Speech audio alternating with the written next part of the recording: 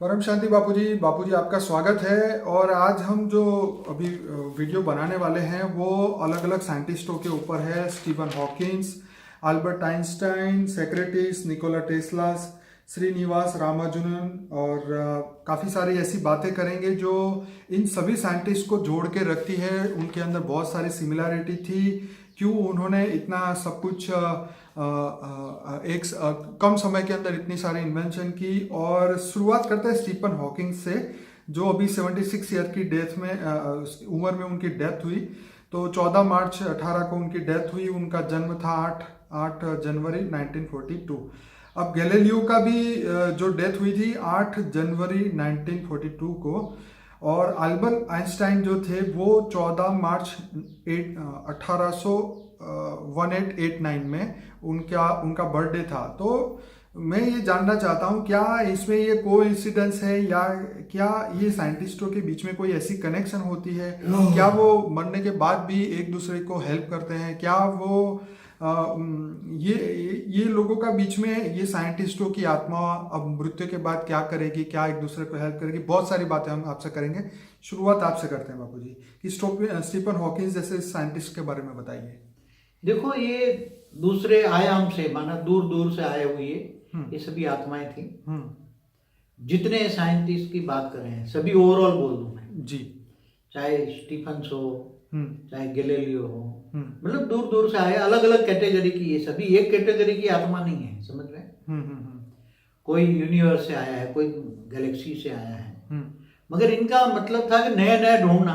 तो गैलीलियो ने दूरबीन बनाया और दूरबीन से बोला कि ये हमारे जैसे बहुत सूर्य है कोई। न्यूटन ने भी ग्रेविटी का शोध किया, action is equal to reaction. तो ये भी दूर दूर से ग्रह से आई हुई आत्मा थी। अच्छा था, उसने अच्छा इक्वेशन दिया, E is equal to mc², ये सब जो दिया कि जो मटेरियल जो ये है वो हमेशा फॉर्म चेंज होता है मटेरियल का, मगर एनर्जी कहीं वेस्ट नहीं होती। ऐसा अच्छा बताया उसने और अच्छी इन्वेंशन की है।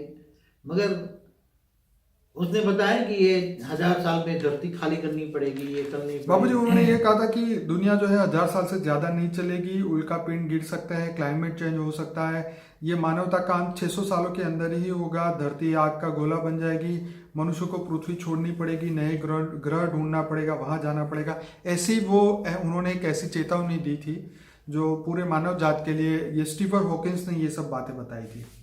इवन वो थोड़ा सा और बता दूं कि एक प्रोजेक्ट पे काम कर रहे थे, उसका नाम था breakthrough Starshot project, जिसके अंदर वो छोटे छोटे नैनो क्राफ्ट बनाने जा रहे थे। सिलिकॉन चिप उसमें लगी होती थी और वो स्पीड ऑफ लाइट के 20% की स्पीड प्राप्त करना चाहते थे उससे।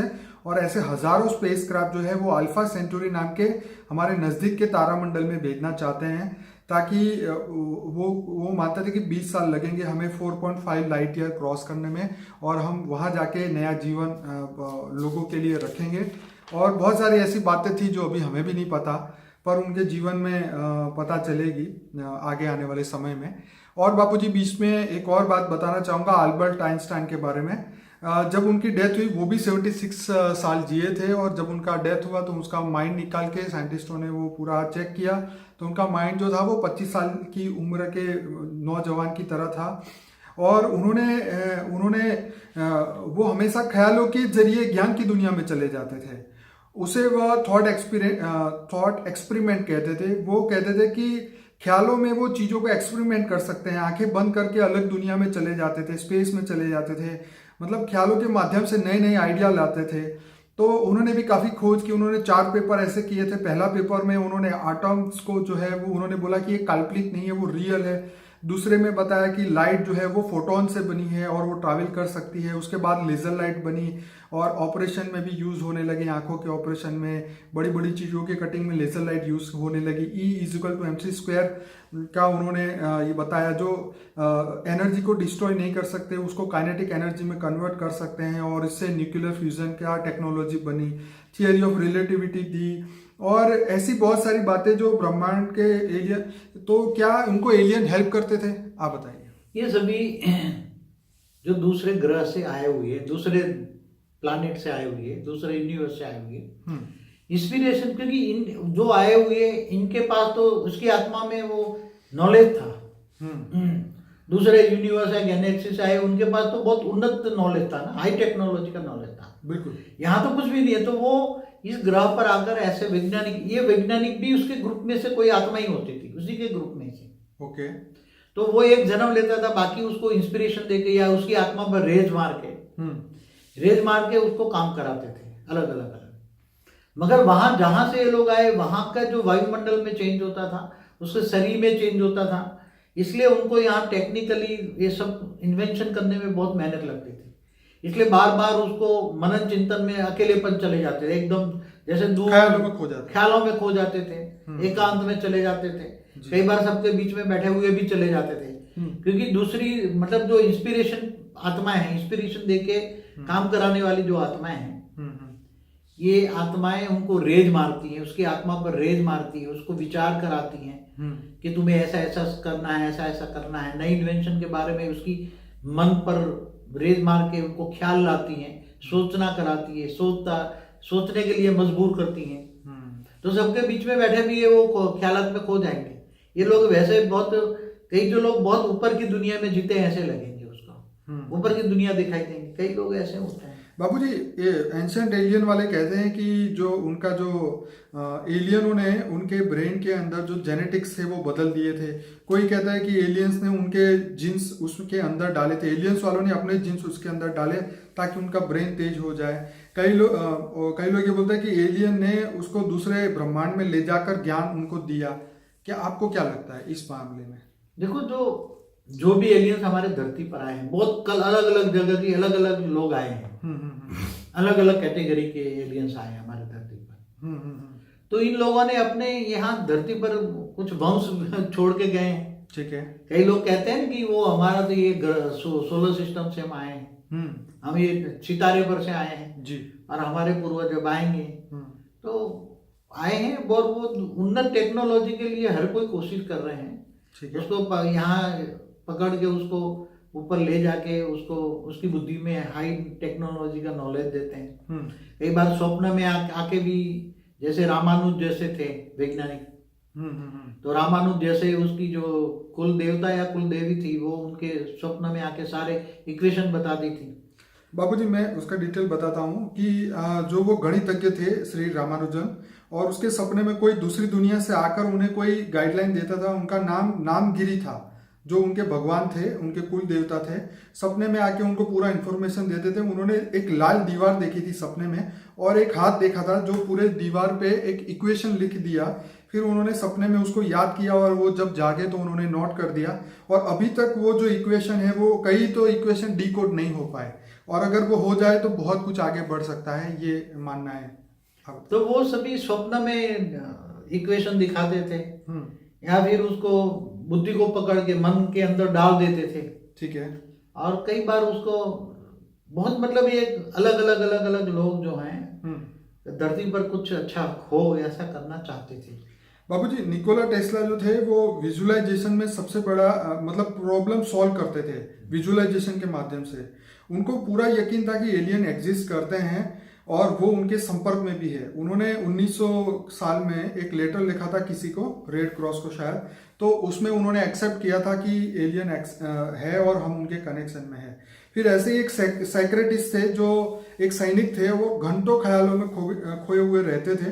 वो उन्होंने बताया था कि मैं एक शैतान के संपर्क में हूँ, और वो जो राक्षस है वो इंसान को ज्ञान देता है, और हो सकता है कि वो राक्षस एलियन हो, उसे ब्रह्मांड से उसने उसको जोड़ के रखा हो।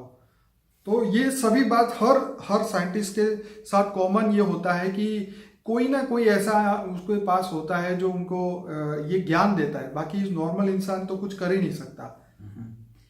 हर कोई, देखो एलियन कनेक्शन आज क्यों बाहर इतना रिसर्च क्यों कर रहे हैं, एलियन पर रिसर्च क्यों हो रही है? बड़े बड़े बुद्धिमत्ता वाले लोग, इनके पास बहुत बुद्धि लड़ा के इनके वो प्रूफ देख रहे हैं ना, हर जगह में प्रूफ देख रहे हैं कि ये लोग एलियंस थे और यहाँ आए थे, यहाँ उतरे थे, उसका विमान यहाँ उतरता था, उसके पास अद्यतन टेक्नोलॉजी थी, बड़े बड़े पत्थर जो कई टन के पत्थर थे, उनके पिरामिड्स भी बनाए।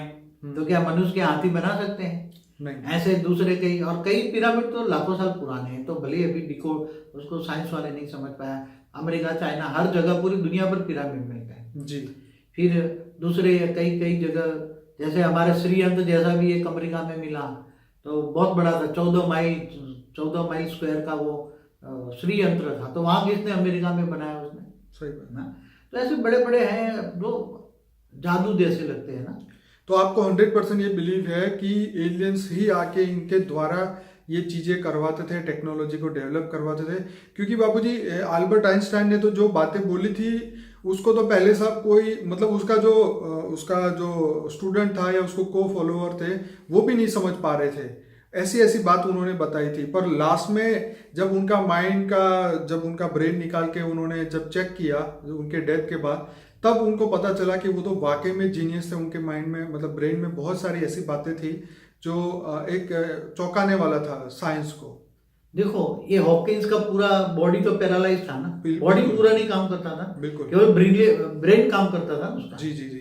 अब ब्रेन और केवल संकल्पों के द्वारा सबको अपनी थीसिस बताता था ना, बिल्कुल। तो उसका ब्रेन काम करने की, अगर वो मर जाता, वो तो कहते 2-3 साल से ज्यादा ऐसा लोग जी नहीं सकते। हाँ, वो तो 21 किसने साल में जिंदा ये रखा? प्रॉब्लम हुआ था, सोचा कि 2 साल में मर जाएगा। तो किसने जिंदा रखा? उसके पास जो एलियंस थे, सूक्ष्म जगत वाले जो थे, जी जी जी। और उनको रेत मार मार के उसके ब्रेन को जिंदा रखा। ठीक। शरीर नहीं चला तो कोई बात है, ब्रेन को तो जिंदा रखा। ठीक है। ब्रेन के साथ साथ ऐसी टेक्नोलॉजी डेवलप की कि वो केवल वो हल्का सा वो सोचे और वो सारा उसका नॉलेज बाहर आएगा, लोग देख पाए, ऐसा साधन भी उसको बना के दिया। जी जी। अलग अलग कंपनियों ने सब। जी। तो ये ब्रेन को चलाकर काम कराना किसके बस की बात है? अब आइंस्टाइन का ब्रेन को जज किया तो बाबूजी ऐसे लोगों को जिंदा रखना ही सबसे बड़ी बात है ना। मगर जिंदा रखने के लिए जैसे निकोला टेस्ला है, तो निकोला टेस्ला डायरेक्ट ये ऊपर उसको ज्ञान देते थे डायरेक्ट। उसने जो एसी करंट की जो इन्वेंशन की थी, पहले डीसी करंट वाली कंपनियां थी जी, और एसी करंट टेस्ला ने किया। टेस्ला ने तो बहुत कुछ किया था मगर बेचारे को मार दिया गया। तो अगर टेस्ला की बातें जो जिंदा होता टेस्ला, तो आज ये तार वाली इलेक्ट्रिसिटी नहीं होती, समझ में आए? जी जी। ये बिना तार वाली इलेक्ट्रिसिटी होती। मैं तो यही चाहता हूँ कि इससे इनके साथ जो भी कनेक्शन वाली आत्मा है वो काम अभी भी चालू रखे, मृत्यु के बाद भी चालू रखे, और ये जो प्रोजेक्ट वो छोड़ के गए थे वो पूरा करे, ताकि आने वाले समय में और लोगों को हेल्प मिले। करेंगे, सूक्ष्म जगत वाले कर रहे हैं, मगर उससे पहले अल्माइटी अथॉरिटी धीरे धीरे परिवर्तन कर देगा। इससे पहले ही सब कुछ परिवर्तन ऐसा होने वाला है कि सोच भी नहीं सकते। बिल्कुल। परिवर्तन होने वाला ही है। ये तो वैज्ञानिकों ने तो विनाश के लिए तो साधन बना दिए। बिल्कुल। तो विनाश के साधन तो थर्ड वर्ल्ड वॉर हो जाए तो कौन बचेगा? मगर थर्ड वर्ल्ड वॉर भी नहीं होगा, परिवर्तन होगा। ये साइंस वाले अच्छा काम करते हैं, मगर साथ साथ में उनके एक नेगेटिव इफेक्ट भी छोड़ के जाते हैं। एक बात बताओ, मुझे नहीं बोलना चाहिए मगर मजबूरन बोलना पड़ता है कि ये साइंटिस्ट थे 90% ईश्वर को नहीं मानते। ये तो बिल्कुल नहीं मानता हॉकिंग तो। हाँ, वो तो उसने ओपनली बोला था कि भगवान जैसी कोई चीज नहीं, यूनिवर्स तो एक लाइट है, लाइट में धड़ाका हुआ, धमाक हुआ, बिग बैंग का बिग बैंग थियरी उसने दी जो भी है। जी। मगर ये लोग फिर परमात्मा को नहीं मानते, तो वो ये इतनी बड़ी हस्ती होती थी, इनको मानकर बड़े बड़े लोग भी नास्तिक बन जाते हैं। हाँ, इसलिए देखो दुनिया को स्थूल साधनों से जो आज भौतिकवाद तो हो गया, मटेरियलिज्म तो हो गया दुनिया पे अंदर, विमान हो गया, ये हो गया, ये हो गया, मगर जहाँ नास्तिक लोग हो गए ना। आज तो मैंने कहीं एक टीवी सीरियल में कहीं चल रहा था, तब किसी एक ने बोला था कि यूरोप जैसे देश खंड के अंदर, यूरोप के खंड के अंदर आज चर्च खाली पड़े हैं और 80% क्रिश्चियन नास्तिक बन चुके हैं। ये मैंने कहीं बहुत बड़े साइंटिस्ट ने, हमारे इंडियन साइंटिस्ट ने बोला था। ठीक है। तो ये क्यों हो रहा है? ये नास्तिक क्यों बन रहे हैं? क्योंकि ऐसे जो साइंटिस्ट होते हैं एक शब्द बोल देते हैं, यार ईश्वर है ही नहीं, वो तो ऑटोमेटिक बना है, सब चल रहा है। उसने खुद ने बोला कि आत्मा तो ही नहीं है, ये तो मैं डिजॉल्व हो जाऊंगा, मेरी एनर्जी जो है वो काम कर रही है, वैसे बॉडी छूट गई तो एनर्जी खत्म हो जाएगी, बस मैं तो रहूंगा नहीं। अपने आत्मा पर, आत्मा को ही नहीं मानते तो परमात्मा तो दूर की बात रही। तो ये नेगेटिव इफेक्ट बहुत बड़ी, जैसे साइंस के साधन नहीं होते थे तो भी दुनिया अच्छी चलती थी। हाँ, आज से 500 साल पहले दुनिया अच्छी थी, भले बैलगाड़ी में चलते थे लोगों, मगर लोगों के पास मन का सुख था। क्या था? मन का सुख था। क्यों बाबू, राम राज्य जब था तो दुनिया तो मस्त थी ना। तो राम राज्य में भी दुनिया अच्छी थी। हाँ, ये तो अब ये साइंस के साधन बन गए तो क्या है, लोगों के खर्चे बढ़े, जेब भारी पड़ गए, कृष्णावतार में भी दुनिया तो अच्छी थी, अच्छी थी, भले अच्छी असुर वगैरह थे पर फिर भी जीवन तो थे, था। मगर मैं कहता हूँ कि नास्तिकवाद को फैलाना बहुत बड़ा, चाहे किसी भी धर्म में माने, हाँ मगर परमात्मा को तो माने, अल्टीमेट गॉड को तो माने ना, हाँ जैसे कोई भी हो। मगर ये तो अपने, अब क्या करे, अब नास्तिकवाद फैला के चले जाते हैं ना। तो जितना दुनिया को देते हैं इससे कई गुना ये दुनिया को अधर्म करके चले जाते हैं। ओके, इसलिए मैं तो इन लोगों को जरा भी नहीं बिलीव करता, इन लोगों को।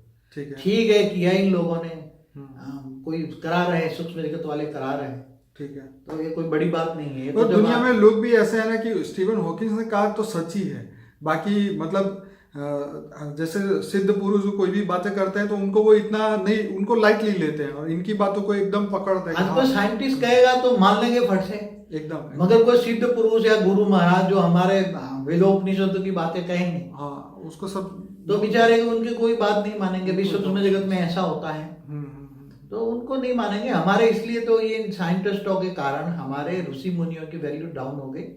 हमारे ऋषि मुनियों ने जो बातें कही थी हमारे वेदों में, जो मगर पढ़ते तो वेद यही सारे बड़े बड़े साइंटिस्ट तो वेद उपनिषद वही हमारा पढ़ के तो ये करते थे ना।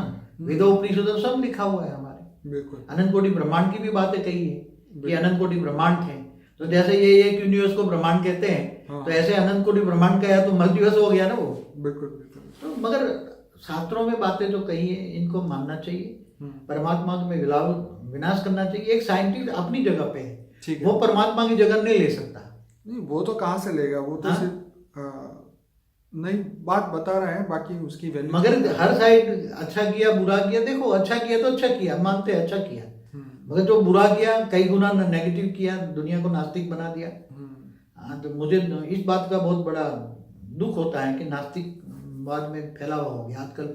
यूरोप में 80% लोग, क्रिश्चियंस लोग ही नास्तिक हो गए, वो चर्च में भी नहीं जाते। ऐसा एक बहुत बड़ा साइंटिस्ट ने बोला। ये इन लोगों के कारण हुआ ना, इन लोगों के कारण हुआ। जितना फायदा दिया अनेक नुकसान हुआ। अरे भगवान को बिना कैसे दुनिया चलेगी? सही है। पूरा मल्टीवर्स ऐसे ही पैदा हो गया, यूनिवर्स ऐसे ही पैदा हो गया, पूरी गैलेक्सी ऐसे ही बन गई। अरे वो तो एक परम लाइट था, जैसे तुम परमाणु कहते तो परम लाइट था। परम लाइट ने ही बनाया, सिस्टेमेटिकली यूनिवर्स बने, मल्टीवर्स बने, गैलेक्सियां बनी है, ब्रह्मा सोलर सिस्टम बने। पूरी हमारी वीडियो है, क्रिएशन ऑफ यूनिवर्स मल्टीवर्स, सब हमने वीडियो बनाई है, कैसे बनी है यूनिवर्स, कैसे बना, मल्टीवर्स कैसे बना, गैलेक्सी कैसे, उस पर हमने पूरी वीडियो बनाई है। मैंने अपनी दिव्य दृष्टि से देखकर वो सब बनाया हुआ है। चलिए बाबूजी, बहुत बढ़िया है। आने वाले समय में डेफिनेटली लोग आपको ढूंढेंगे और आपका ज्ञान पूरा जानने की पूरी कोशिश करेंगे, ताकि आपका जो मिशन है पूरा मल्टीवर्स को बदलना और बेहद की परम शांति हर जगह फैलाना, तो आने वाले समय में उनकी आत्माओं को भी शांति मिले, अच्छा उनको भी कुछ नया रास्ता मिले परमात्मा का, उनको भी पावर मिले, ताकि वो परमात्मा के अस्तित्व को मान पाए, समझ पाए, दुनिया में अच्छे काम करें, वो भी मृत्यु के बाद भी। तो खैर हम यही आशा रखेंगे और सभी लोगों को कहूँगा कि हमारे चैनल को सब्सक्राइब करें, इस वीडियो को लाइक करें, शेयर करें। कुछ और कहेंगे बाबू? बस बेहद की परम शांति सोचो, बोलो, परम शांति मिल जाएगी। थैंक यू बाबू जी, बहुत धन्यवाद। परम शांति।